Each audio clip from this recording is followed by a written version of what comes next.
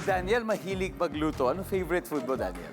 Steak po at fried chicken. And si Santi naman, bukod sa Daniel, si Paul. Sino ba ang favorite basketball player mo, Santi? Kyrie Irving.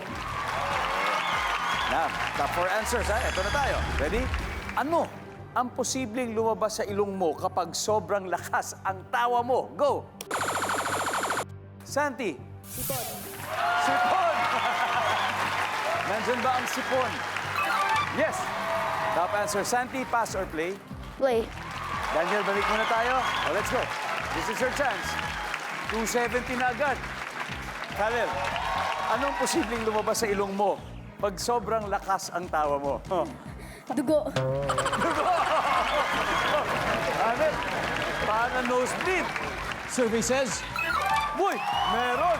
Brooke, anong posibleng lumabas sa ilong mo kapag sobrang lakas ang tawa? Tubig. Tubig. Nandiyan ba ang tubig? Walang tubig.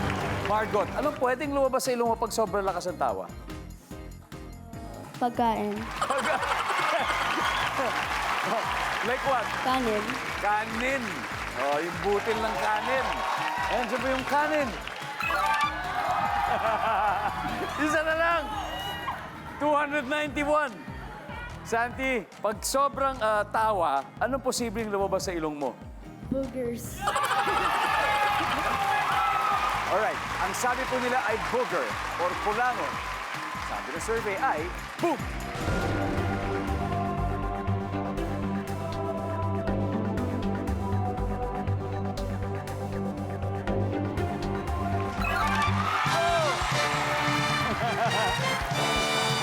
Wow! Ang ating final score, Sporty Cuties, 300. But of course, Super Squad, 273. Wow! Sobrang dikit. It was a close fight, Daniel. You played well. You kids played well. Did you enjoy, Alan? Yeah. Yeah. Be, nag-enjoy ka? Be, okay lang, Be. Yan, ha? Good, all good, all good. Babalik pa tayo ulit. Next time, are we gonna join again? Yeah.